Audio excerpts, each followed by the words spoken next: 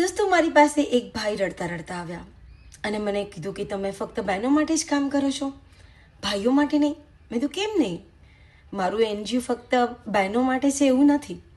નર અને નારાયણી, નારી તું નારાયણી એક જ છે. બોલું શું પ્રોબ્લેમ હતો? કે મારી પત્નીએ મને ઘરની બહાર કાઢી મૂક્યો. મેં કીધું કોનું ઘર છે? તો કે મારા મમ્મી પપ્પાનું.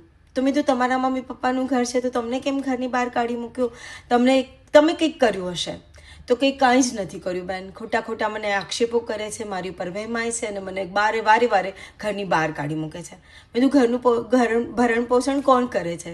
ઘર કોણ ચલાવે છે? તો હું જ ચલાવું છું. મેં કીધું તમે બહાર છો તો કે હા, દીકરો મારો ડાયાબિટીસથી પીડાય છે, દીકરી મારી ભણે છે, તો મને તો મારી જવાબદારી નિભાવવી પડે.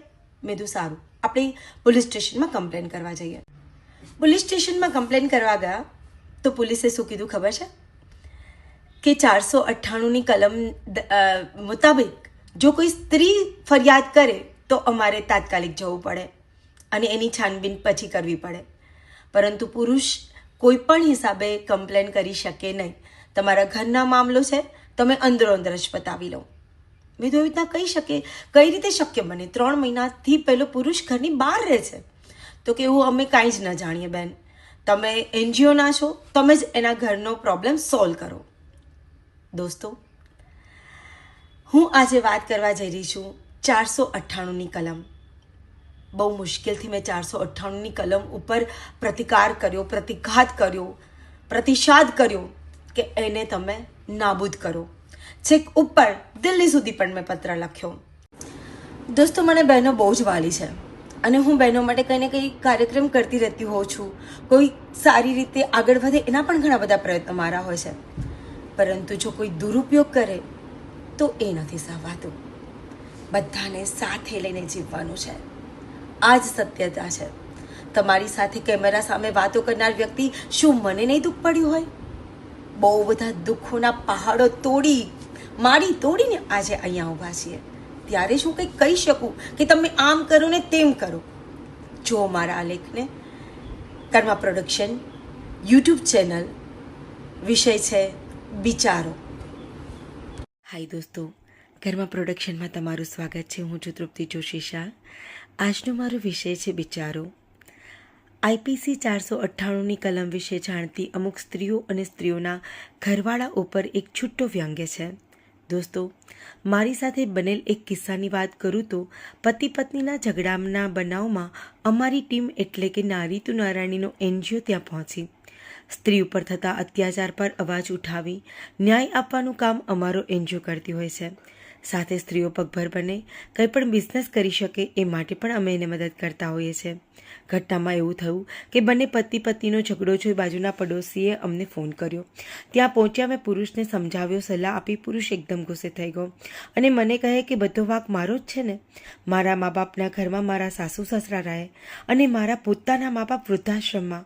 હું સહન કરતો રહ્યો અને મારી પત્ની સહન કરાવતી રહી.